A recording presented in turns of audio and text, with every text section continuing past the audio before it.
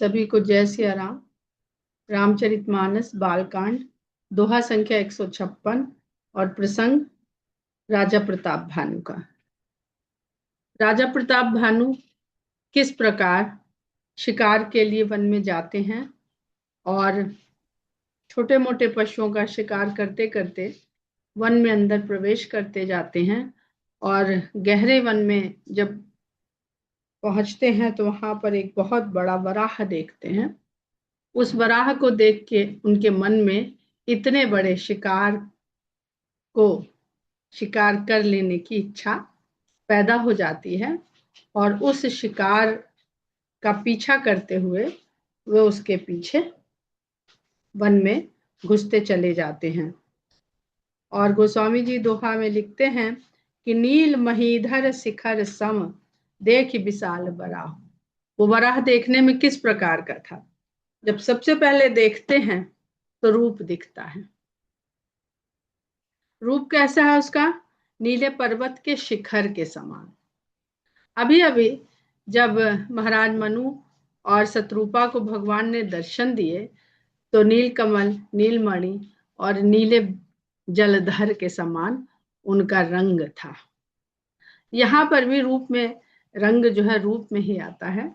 यहाँ पर जो वराह को देखते हैं राजा प्रताप भानु, तो नील महीधर शिखर सम देख विशाल बड़ा, बहुत विशाल है और देखने में किसी नीले पर्वत की शिखर के समान दिखाई दे रहा है। चपर चले है सुटु की नृप। उसको देखते ही राजा ने उसका पीछा करने के लिए अपने घोड़े को चाबुक लगाई, अहोई हाँ कि न होई निबाहु, और उसका शिकार करने के लिए मन में जैसे ठान लिया कि आज तो तुझे छोड़ूंगा नहीं, मुझे दिख गया, अब तेरा बचना संभव नहीं है, तेरा निबाह नहीं हो सकेगा। ऐसी हाथ लगा करके वो उस सुअर के पीछे भागे। तो सबसे पहले तो हम रूप पर ध्यान देंगे कि जो वराह दिखा उसका रूप क्यों भगवान के रूप जैसा गोस्वामी जी रंग वैसा क्यों लिख रहे हैं। तो देखें, तो इससे पहले वो भगवान के वराह अवतार की बात कर चुके, जो अगर हम रूप मिलाएं तो वराह का रूप वैसा ही है जैसे भगवान के वराह अवतार का। और एक चौपाई में गोस्वामी जी ने जिक्र तो किया है। अब जिक्र किया है तो ऐसे ही नहीं किया है, अन्य अवतारों का जिक्र न करके उन्होंने नरसिंह और वराह अवतार का जिक्र किया। हिरण्याकश्यप और हिरण्याक्ष कथा में प्रसंग मैम आएंगी भी, इम्तहान दो फिर एक साथ इसी ही के होगा, साथ कॉपी कर सकते हैं। रंग का जब भगवान उस स्वरूप में भगवान प्रकट होते हैं जो रूप महाराज मनु देखना चाहते हैं, तो गोस्वामी जी उनके जिस रंग का वर्णन करते हैं, तो इस वराह में रूप और रंग दोनों की समानता दिख रही है ना। तो ये गोस्वामी जी कहना क्या चाहते हैं? तो संसार में मायापति और मायावी दोनों लोग इस संसार में समान रूप से हमें मिलेंगे। मायापति का तो जगत ही है, तो मायापति की भी माया है और मायावी की भी माया है। जो युद्ध अंत में होगा वो मायापति और मायावी के बीच में ही होगा, राम और रावण के बीच में। तो उसमें से जो जीव है वो मनु भी हो सकता है, वो नारद भी हो सकता है, वो प्रताप भानु भी हो सकता है। यहाँ पर हम सब प्रताप भानु का प्रसंग पढ़ रहे हैं तो हम जीव को प्रताप भानु मान लेते हैं। तो प्रताप भानु यदि जीव है तो वो किसको देख के आकर्षित हो गया? मायावी को। मायापति और मायावी के रूप में ज्यादा अंतर नहीं है। अगर आज के संदर्भ में हम बात करें तो सच्चे संत और पाखंडी संत के रूप में ज्यादा अंतर नहीं है। तो हम कैसे जानेंगे कि कौन सच्चा संत है और कौन पाखंडी है? इसलिए गोस्वामी जी यहाँ पर जो रूप बता रहे हैं वो वैसा ही रूप बता रहे हैं। तो रूप से भ्रमित होने की बहुत बड़ी आशंका रहती है, क्योंकि हम अपने नेत्रों इंद्रिय से देखते हैं। और इंद्रिय किस प्रकार हमें भ्रम में उलझा सकती हैं? कब? जब इंद्रिय अहंकार जनित उद्देश्य से कार्य करने लगती हैं तब। और अहंकार जनित उद्देश्य के पीछे दौड़ते ही विवेक धीरे धीरे धीरे धीरे क्षीण होने लगता है। क्षीण होता है, समाप्त नहीं होता एकदम से। अब जब आप ये हम लोग अब यहाँ 2157 तक सारी चौपाइयां पढ़ते हैं, उसके बाद फिर आपसे कुछ पूछेंगे। आवत देख अधिक रवबाजी, चले बराह मरुत गति भाजी, तुरत की नृप सर संधाना, मही मिल गयो बिलोकत बाना, तकी तकी तीर मही से चलावा, करि छल सुअर शरीर बचावा, प्रगटत दुरत जाई मृग भागा, ऋष बस भूप चले संग लागा, गयौ दूर घन गहन बराहु, जहाँ नाहिन गज बाज निबाहु, अति अकेल बन विपुल कलेसु, तदपि न मृग मग तजई नरेसु, कोल बिलो की भूप बड़ धीरा, भागी पैठ गिर गुहा गभीरा, अगम देख नृप अति पछिताई, फिरे महाबन परे भुलाई। जो ये हमने 4-5 चौपाइयां पढ़ी, इन चौपाई को पढ़ते हुए क्या किसी को मानस का कोई प्रसंग याद आ रहा है? याद आ रहा है तो अनम्यूट करके आप बताइए। ये जो जब राम जी के पीछे, मारीच के पीछे, स्वर्ण के पीछे जी भागे थे, वो जी वाला बिल्कुल बिल्कुल वही प्रसंग है जी, बिल्कुल वही प्रसंग है। वही हम भी कहना चाह रहे थे।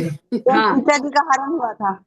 तो कभी कभी विचार आता है कि ये क्या है? ये तो भगवान राम भी तो इसी तरह भाग रहे हैं, जैसे राजा प्रताप भानु अपने शिकार के पीछे भाग रहा है। पर राजा प्रताप भानु के साथ क्या हुआ और भगवान राम का जो अंतिम परिणाम है वो क्या हुआ? बीच का मार्ग सबका कठिन होता है, मंजिल तक पहुंचने के मार्ग में भी कठिनाई होती है, मायने रखती है कि जो लक्ष्य था वो क्या हुआ।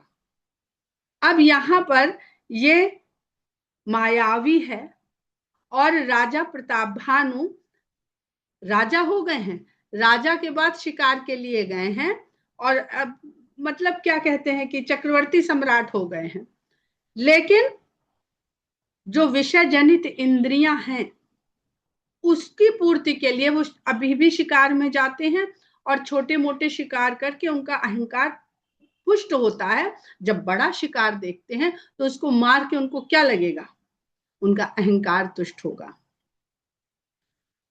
तो वो माया किस प्रकार जीव को छल लेती है कि माया अपने छल में आकर्षित हुए। सबसे बड़ा यहाँ पर है राजा प्रताप भानु का आकर्षण। कहाँ?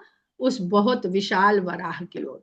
उसको देखते ही उनके अपना बल, अंदर का बल जाग उठा, क्षत्रिय का बल जाग उठा कि उसको तो उन्हें जीतना है, उसका वध करना है। तो अहंकार की मात्रा बढ़ने लगी। भगवान राम जब मृग के पीछे भागे तो आकर्षित कौन हुआ है? सीता आकर्षित हुई है। वहां पर जो है वो भगवान जो कर रहे हैं वो लीला है, क्योंकि वो जानते हैं ये माया मृग है। अगर हम जीवन में कोई भी काम ये जान के करें कि ये माया है और हम उस माया को अपना साधन बना लें लक्ष्य तक पहुंचने का,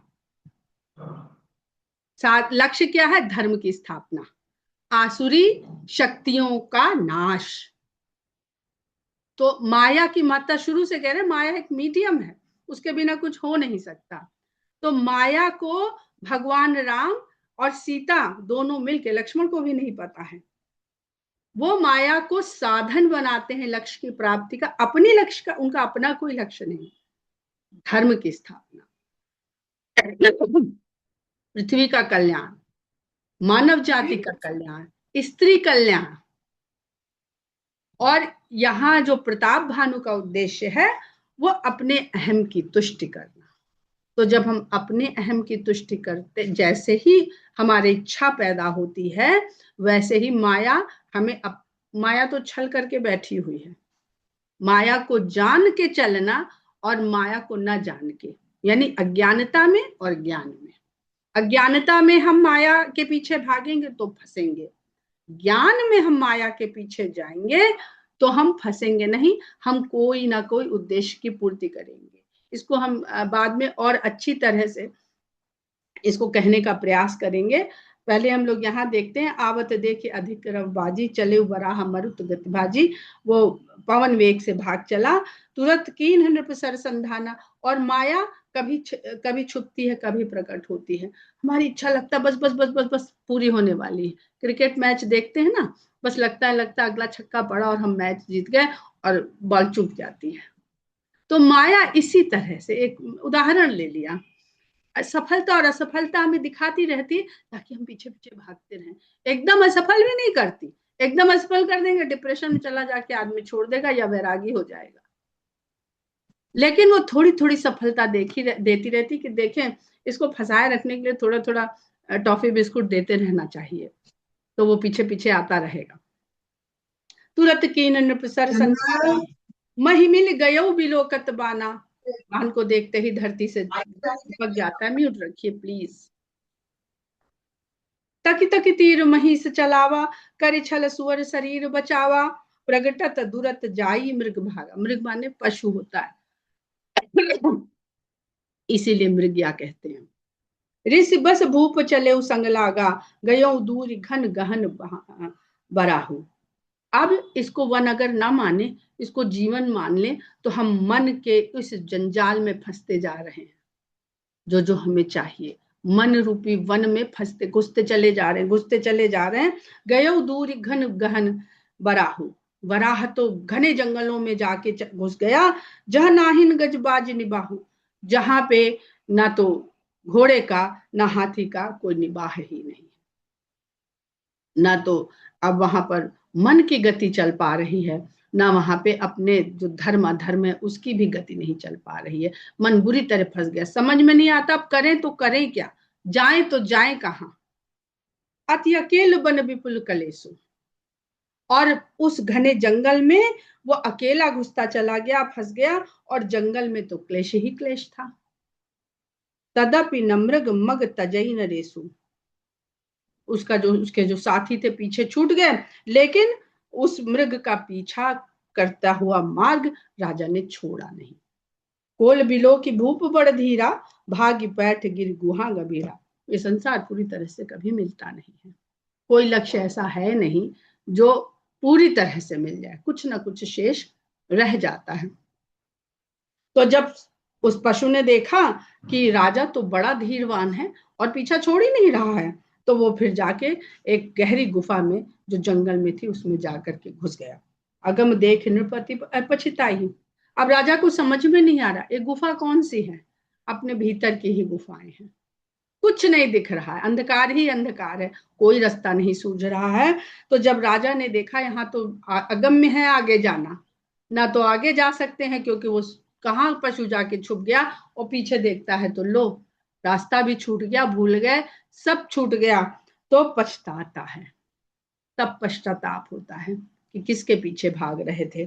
फिरे महावन परे भुलाई, और इस महावन में वो भूल भटक जाता है। खेद खिन्न क्षुधित त्रिषित राजा बाजी समेत। अब शरीर है तो पश्चाताप के बाद खेद होता है, जब असहाय हो गए तब खेद होता है, क्यों आए, अकेले क्यों आए। मन में खिन्नता आ गई, भूख प्यास, और जब जाग उठी तो और मन दुखी हो गया। स्वयं भी भूखा प्यासा, और जिस घोड़े पर सवार था वो भी भूख प्यास से व्याकुल हो गया। खोजत व्याकुल सरित सर, जल बिन भयउ अचेत। राजा अपने लिए और घोड़े के लिए जल की खोज में, कोई तालाब मिल जाए, कोई नदी, कोई पोखर, कुछ मिल जाए, जल को ढूंढता रहा, और बिना जल के वो बेहोश नहीं होगा, उसकी चेतना जो है वो धीरे धीरे कम होने लगी। फिर तो विपिन आश्रम एक देखा, वहीं जंगल में भटकते हुए उसे एक आश्रम दिखाई दिया। तहाँ बस नृपति कपट मुनि बेसा। वहां पर एक राजा कपटी मुनि का वेश बनाकर रहता था। जा सुदेश नृपलीन ही छुड़ाई, समर सेन तज गयो पराई।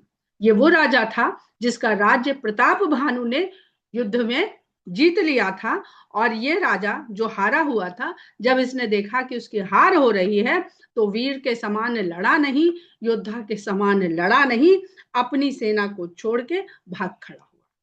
समर सेन तज, युद्ध में सेना को छोड़कर गयऊ पर आई, दूर भाग गया।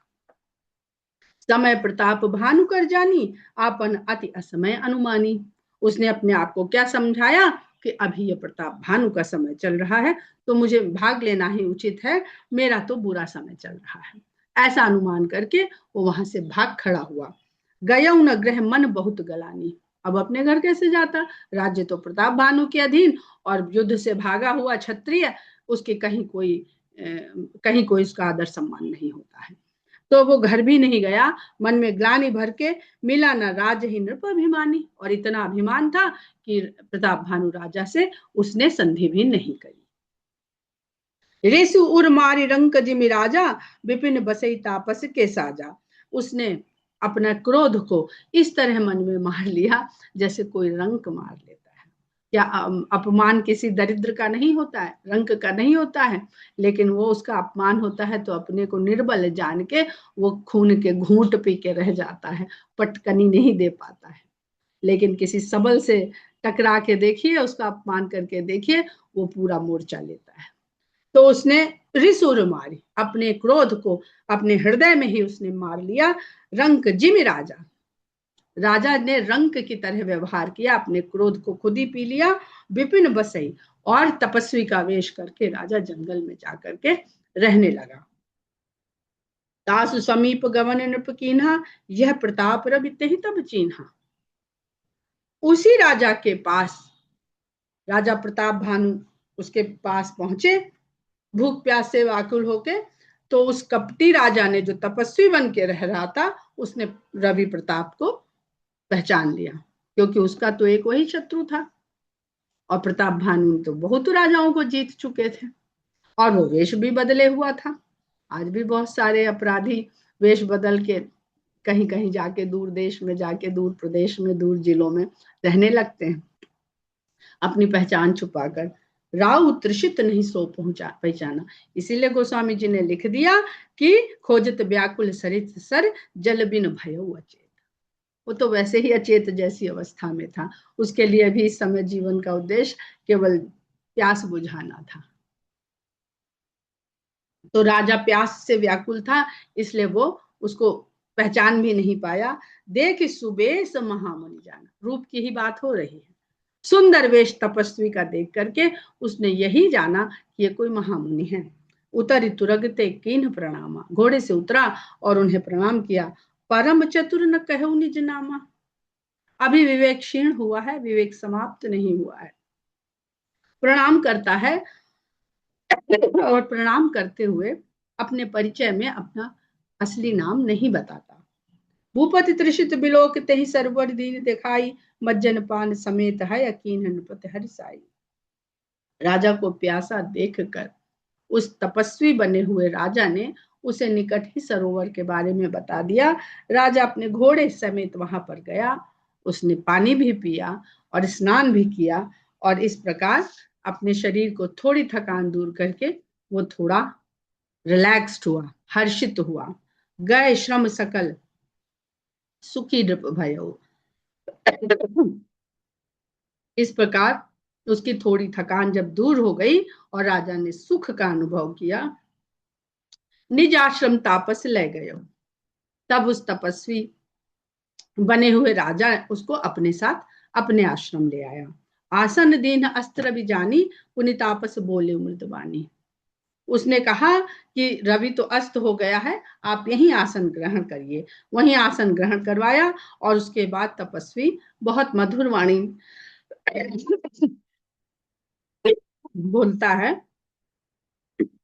को तुम कस बन फिरहूं अकेले, सुंदर जीवा जुबा जीव पर हेले। देखिए, अकेले भ्रमण, और खासकर जंगल में अकेले भ्रमण, इसको गोस्वामी जी जगह जगह पर चेताते हैं।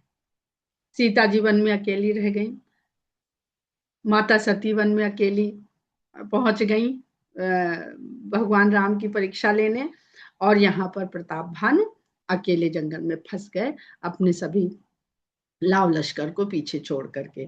तो कहते हैं तुम कौन हो और वन में अकेले क्यों फिर रहे हो? तुम सुंदर हो, जवान हो, जीव पर हेले और जीवन की परवाह नहीं कर रहे हो। इतने घने जंगल में जहां कैसे कैसे हिंसक पशु रहते हैं, यहाँ अकेले चले आए। तुम्हें अपने जीवन से भी प्रेम नहीं है क्या? चक्रवर्ती के लक्षण तोरे, देखत दया लागत मोरे। मैं तो तुम पर इसलिए दया कर रहा हूं कि तुम्हें देख के ऐसा प्रतीत होता है कि तुम्हारे सारे लक्षण चक्रवर्ती राजा के हैं। जैसे हनुमान जी भगवान राम को कहते हैं कि भाई आपके हाथ पैर देख के तो लगता नहीं है कि आप वन में रहने वाले हैं, आप यहाँ कैसे आ गए हैं? नाम प्रताप भानु अवनीसा, तासु सचिव मैं सुनहु मुनीसा। तो प्रताप भानु कहते हैं कि एक प्रताप भानु नाम के राजा हैं, हे मुनीश्वर मैं उन्हीं का मंत्री हूं। फिरत अहेरे परे भुलाई, बड़े भाग देखूं पदाई। हम लोग यहाँ शिकार के लिए आए थे, लेकिन अलग हो गए और अलग होने के कारण भटक गए। लेकिन मेरा भाग्य तो देखिए, आपके चरणों के दर्शन हो गए, आप मिल गए। कोई हिंसक पशु ना मिलकर, जैसा कि आप कह रहे हैं, मुझे तो आप मिल गए। हम कह दुर्लभ दरस तुम्हारा, जानत हो कछु भल होनिहारा। हम आप जैसे घने वन में, आप जैसे महामुनि तपस्वी वास कर रहे हैं, हम नगर में रहने वाले लोगों को तो आपका दर्शन भी दुर्लभ है। तो हम जो भटक के यहाँ तक आ गए, इसके पीछे भी कोई ना कोई अच्छा होने वाला है। इसलिए मुझे आपका दर्शन हो गया, जो कि एक संयोग है। हम कह दुर्लभ दरस तुम्हारा, जानत हूं कछु भल होनिहारा। कहा मुनितात भयउ अंधियारा, जो जन 70 नगर तुम्हारा।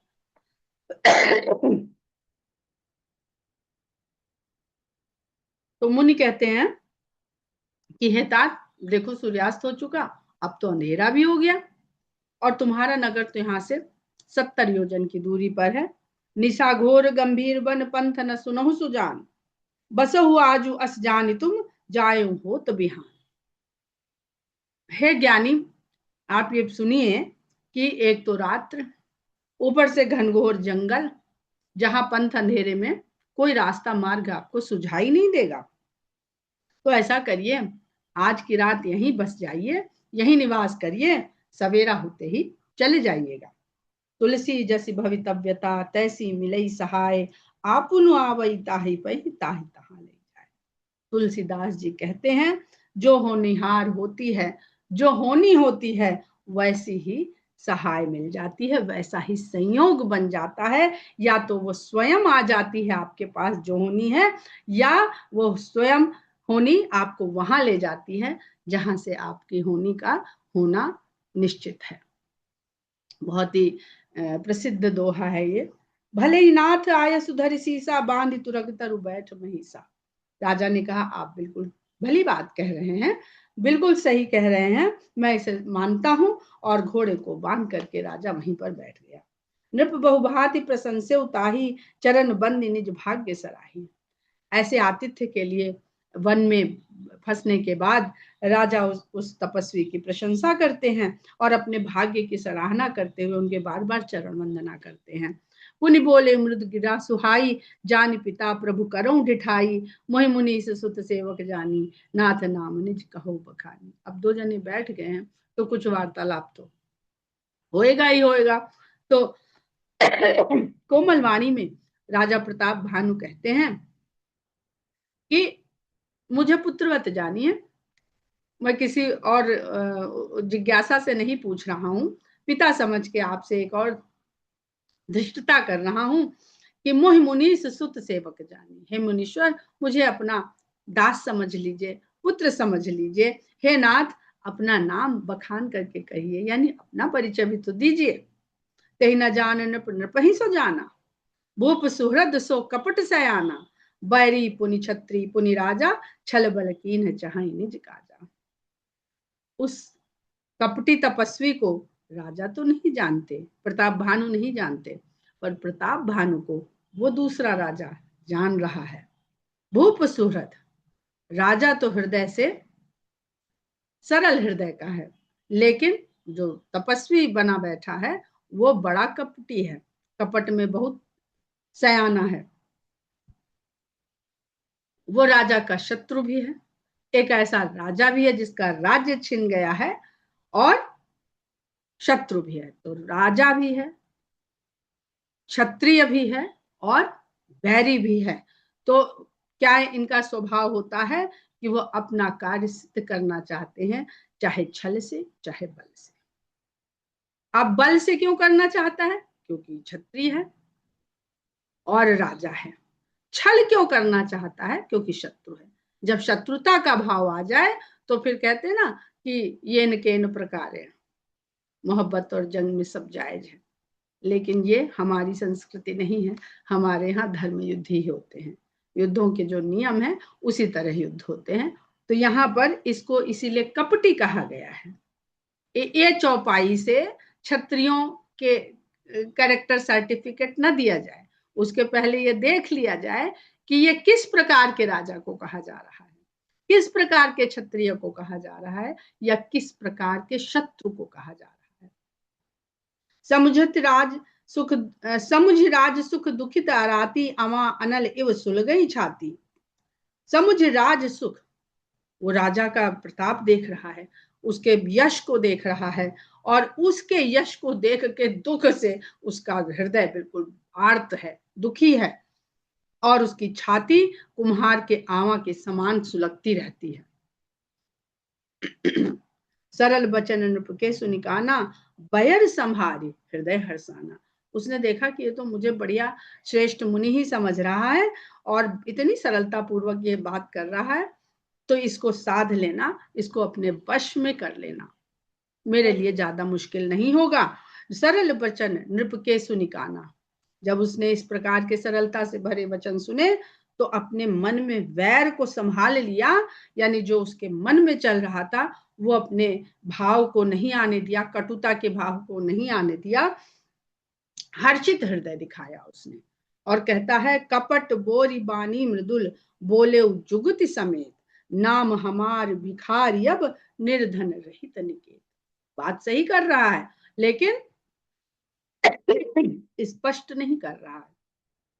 कपट में डूबी हुई वाणी को मधुरता के साथ लपेटकर बड़ी युक्ति के साथ वो कहता है कि हम तो अब बिना घर के बेघर निर्धन भिखारी ही हैं, अब हमारा नाम क्या। तो ये बात तो सन्यासियों के ऊपर भी लागू है, और अगर समझ लो कि ये राजा है तो उसके ऊपर तो लागू है ही, उसका तो ये सत्य है। कह नृप जय विज्ञान निधाना, तुम सारिखे गलित अभिमाना, सदा रहाही अपनपो दुराए, सब विधि कुशल कुबेश बनाए।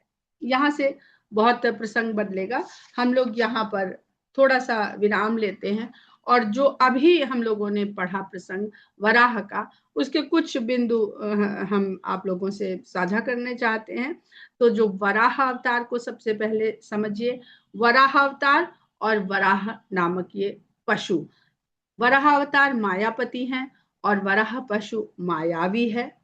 मायापति ने हिरण्याक्ष के साथ क्या किया, जो कीचड़ में से बुद्धि को निकालना, जो पृथ्वी जलमग्न हो गई थी, तो सुअर का जो कर्म होता है वो कीचड़ को अपने थूथन से वहां तक खोदता है जब तक वो अच्छी धरती तक पहुंचना चाहे। तो बुद्धि, धरती को गोस्वामी जी ने बुद्धि ही कहा है, आरंभ में उन्होंने सारे संकेत दे दिए हैं। तो कीचड़ क्या है, यही सब दोष मल, यही सब कीचड़ है। तो वहां से उस बुद्धि को निकाल करके स्थापित कर देना, सच्चाई के मार्ग पे स्थापित कर देना, यानी उद्धार भी करते हैं वराह भगवान, उत्थान भी करते हैं। और क्यों करते हैं? क्योंकि करुणा से भरे हुए हैं। और वराह मृग ये गहरे वन में ले जाकर भ्रम में फंसा देता है, ये बाहर नहीं निकाल रहा, ये फंसा रहा है, वन में फंसा रहा है। प्रताप भानु की जो बुद्धि है वो वहां पर वासना की वृद्धि हो गई है, वासना यानी अपने बल की वासना, उसकी वृद्धि हो गई है, इसलिए अहंकार उसे और सपोर्ट कर रहा है। तो जैसे ही विषय कामनाएं जागती हैं, अहंकार को बढ़िया न्यूट्रिशन मिल जाता है, बढ़िया पोषण मिल जाता है, तो सत्य से दूर ले जाता है और अपने मोह माया रूप से ही पहले भ्रम में फंसाएगा, आगे कथा सुनेंगे तो पतन भी होगा और विनाश भी होगा। तो वराह भगवान उद्धार, उत्थान, ईश्वरीय, उनका वराह रूप ईश्वरीय है और धर्म की स्थापना करते हैं। और जो वराह पशु है वो भ्रमित करता है, सही मार्ग से भटका देता है। सही मार्ग से भटकाकर, यानी जो बुद्धि का सन्मार्ग में चलने की प्रवृत्ति होती है उससे भटका देता है, और वो आसुरी प्रवृत्ति का है। और बाद में निकलेगा ही, काल केतु है वो, काल केतु राक्षस है। तो आसुरी प्रवृत्ति एक असुर का नाम दे करके उसको कथा में रखा गया है, जो पहले संकट लाता है और फिर विनाश लाता है। इस संसार में मायापति भी हैं और मायावी भी हैं। जो विष्णु वराह हैं वो मायावती हैं, और जो काल केतु वराह है वो मायावी है। तो समस्या रूप में नहीं है, समस्या हमारी दृष्टि में, उपयोग में और उद्देश्य में है। शिकार इंद्रियों का विलास है, इंद्रियां संतुष्ट होती हैं तो भोग विलास में शिकार भी एक विलास है जो अहंकार को तुष्ट करता है। जो जीव सजग रहता है, भगवान राम जब मृग के पीछे भागे हैं तो उनकी सजगता थी, तो जो सजग रहता है उसकी सजगता को हरने का प्रयास करता है। बड़ी सुंदर सुंदर शब्द गोस्वामी जी ने लिखे हैं कि चपरी चले है सुटुक नृपहा कि न होई निबाहु। तो सजगता किधर हो गई? सजगता उस वराह की तरफ हो गई। जैसे ही सजगता हटती है, माया, जहां आपने आकर्षण था आपका, वहीं से माया फंसाती है, कहीं और नहीं ले जाती। माया अपना जाल बस आपके सामने ढेर कर दिया, आपको जो चीज अच्छी लग गई, जिसके प्रति आकर्षित हो गए, माया वहीं से फंसा लेती है। वराह पृथ्वी को ऊपर लाते हैं, यानी उत्थान लाते हैं, और ये जो काल केतु वराह हैं ये अहंकार में फंसाकर पतन करवाते हैं। तो संसार में ईश्वर भी है और मायापति की माया भी है और मायावी की माया भी है। जो मायापति की माया है वो ईश्वरीय है, और जो मायावी की माया है वो संसार में फंसाने वाली है। किसी को बर्बाद तो आदमी अपनी इच्छाओं से, अपने विवेक त्यागने के कारण होता है। इसके बाद हम लोग देखते हैं कि प्रताप भानु के पिता के नाम का भी जिक्र होता है, सत्य केतु। और ये बहुत मन में आता है कि भाई उसने क्या गलत किया। तो सत्य केतु के द्वारा उनको एक ऐसा राज्य मिला जो सत्य पर आधारित था। एक बार राज रानी जी ने कोई मंगलाचरण उसमें फलश्रुति में बताया था ना कि यश से बचने का प्रयास करना चाहिए। अगर किसी को अंतिम पतन के लिए माया कुछ चलती है तो उसको यश के द्वारा चलती है। और यहाँ पर यश के कारण ही प्रताप भानु फंस गए और फंसेंगे, आगे देखिएगा। तो प्रताप भानु उनके सत्य के पुत्र हैं, सत्य केतु के, और सूर्य के समान प्रताप है। तो पहले तो उनका प्रताप फैलता है, प्रसारित होता है, लेकिन ठीक जैसे नारद जी का जब यश हुआ तो अहंकार ने चुपके से प्रवेश किया, वैसे ही प्रताप भानु के अंदर भी अहंकार चुपके से अपना अस्तित्व बना लेता है। तो अहंकार चुपके से प्रवेश करता है। सत्य केतु सत्य के प्रतीक हैं, काल केतु काल अर्थात मृत्यु और विनाश का प्रतीक है। सत्य केतु के पुत्र होते हुए भी वो काल केतु का पीछा कर रहे हैं। उनके विवेक से, उनकी बुद्धि से वो सत्यता चली गई। क्यों चली गई? क्योंकि यश इतना मिल गया, इतना यश मिल गया कि सत्य उनसे, उनको सत्य का बोध कम हो गया। और सत्य का बोध कम होते ही वही विद्या अविद्या माया को सत्य बताती है और विद्या ईश्वर को सत्य बताती है।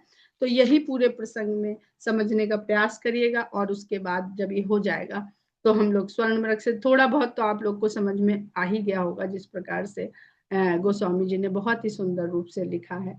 तो पीछा करिए अपने उद्देश्य का, अपने जीवन में पीछा अवश्य करिए, लेकिन ज्ञान रहिए, सजग रहिए। ये देखिए कि इस पीछा करने के पीछे आपका उद्देश्य है कौन, क्या है। आपका स्वयं का धन वैभव की लालसा है, यश की लालसा है, या संसार के कल्याण, विश्व जो हम लोग कहते हैं कि इस विश्व का कल्याण हो, प्राणियों में सद्भावना हो, तो ऐसे ही थोड़ी कहते हैं।